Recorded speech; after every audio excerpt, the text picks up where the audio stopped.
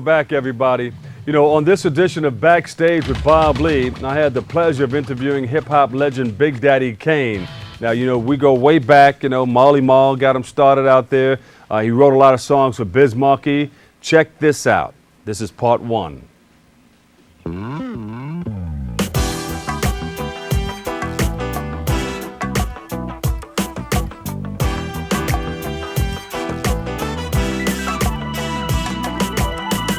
Here we are once again, Backstage with Bob Lee, and I've got the crew in the house. Big Daddy Kane, Showtime, Nikki Cake, Joey Mega's in the house.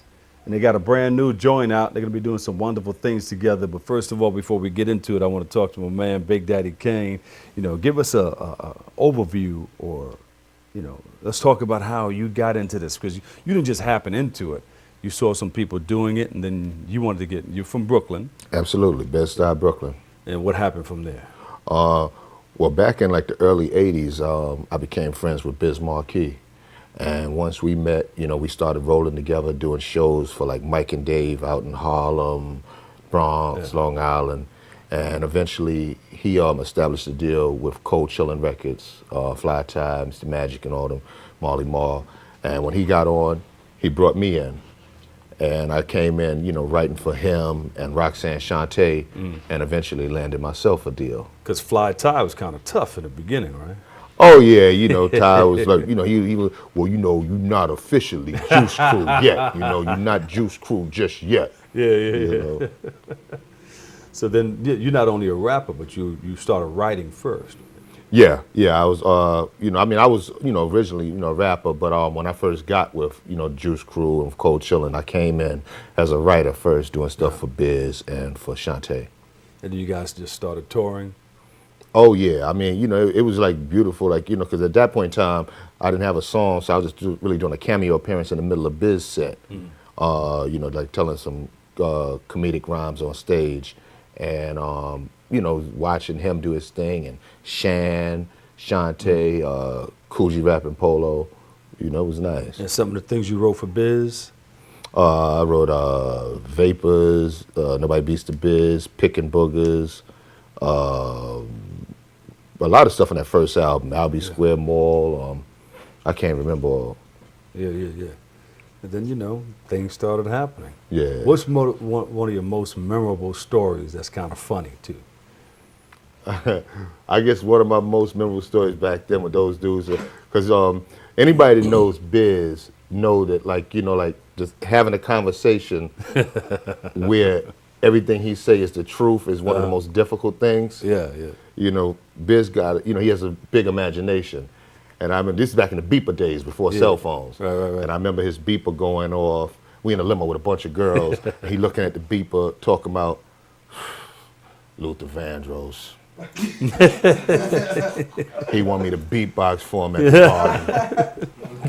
Like telling these girls that Luther wanted him to beatbox for him at the garden.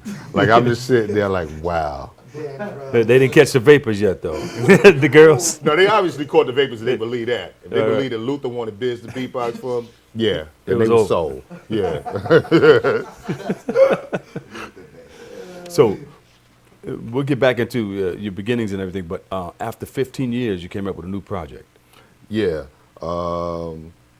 Because in the meantime, you was touring around just making money and doing, you know, things like that. Yeah, we've always been on the road with MC Light, Dougie Fresh, Slick Rick, Chubb Rock, Houdini, many others, you know. And so how did you meet these guys? Well, actually, the two gentlemen on the far left, they're part of a group called the Lifter Crew, and they had actually played for me at BB King's, you know, live music behind me, and that's how we connected. Yeah. And Showtime, he was someone that I met through my brother. My brother had him on a hook of one of his songs, and he played. I'm like, yo, who is that? I'm like, yo, call him. I need to talk to him now. And, you know, it was like we came together because it's like, you know, I felt like he had such a soulful voice, you know. I love what he was doing with it. I just wanted to see him take it 20 years back, 20 years further back. Yeah. And, you know, these cats, you know, like as playing as a hip hop band, but when I say hip hop band, I don't mean like hip hop of today. You know, they're playing like the old school stuff that we used to sample in the 80s. Right. So basically, that is soul music.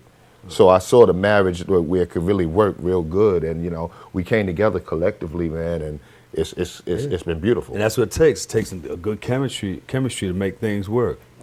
Showtime. Yes. You got the vocals. Yes, man. Yes, sir. Yes, sir. Some. Yeah, that's right. Just Put a him touch. on the spot. Okay. Put him on the Okay, spot. okay. Let me see. I guess we'll sing a little bit of the single. Tell me that you love me. Come on, put your hands together. Like you never loved no one before. Touch me like you never touched nobody before. I wanna be the one that you look forward to. Spend my life loving you. There you go. That's how you do that. It's showtime. Here we go. Let's get ready to. Oh, we can't say that, right? Somebody owns that. Yeah. I think that's like a Say that. $15,000 fee. There Go you ahead, go. man, yeah. So we'll cut that part right there. Right, just get the Ginsu knife out. So you get Showtime. You got Nikki. Yes, sir. Nikki Cake. Yes, sir. Why do they call you Nikki Cake?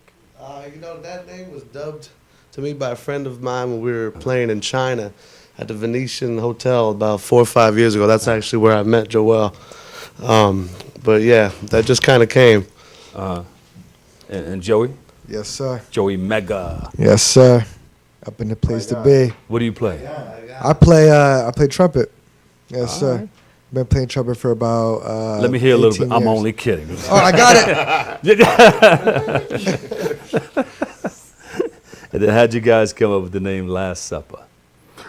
Well, I mean, it's like, in a time where, you look at music and really like the grassroots of soul starting to leave the picture, like where everything is really becoming more technical, electronic, and, you're not really getting that real strong, soulful feel of, back in the days.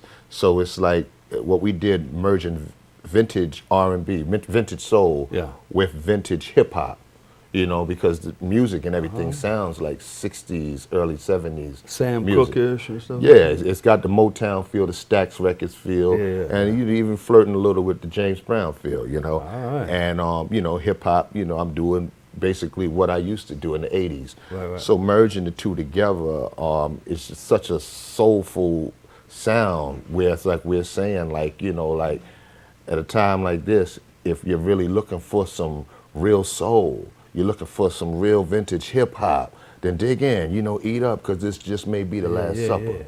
In the mix. Talk about it. Talk Preach. about it. Church. Now, do you have a single or a whole CD? Oh, the whole CD, it came out last Tuesday. It's available on iTunes and Amazon. It's called Back to the Future. Anybody play it yet?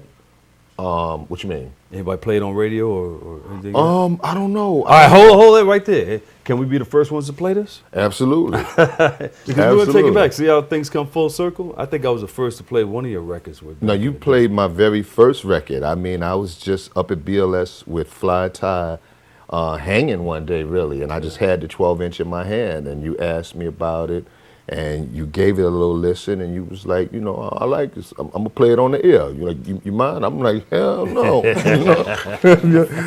I was like, I mean, you were the very first person to play my song on daytime radio. Taking a Motown step back. Yeah. Wow. Wow. All right, so then let's come full circle and be the first to play this too. We're Sound gonna like play a plan to me. Monday. All right, so when are y'all performing next? We want to come down and check it all out. Tuesday night. Tuesday night. Yeah, this Tuesday night, Brooklyn Bulls. April 9th. 61 White Avenue, Brooklyn. Doors are at 7. Uh-huh. They got great food, great fried chicken. They got a bowling alley. They got all that. They got all that. You get fried chicken in the bowling alley. They got it all. Sorry. They got it all. Of course, you guys are coming up with a I'm serious, dog. You ever had a chicken over there? Nikki Cake, yo. excuse me, bowling alley chicken, huh? April 9th, April man. 9th, doors are at 7. Yeah.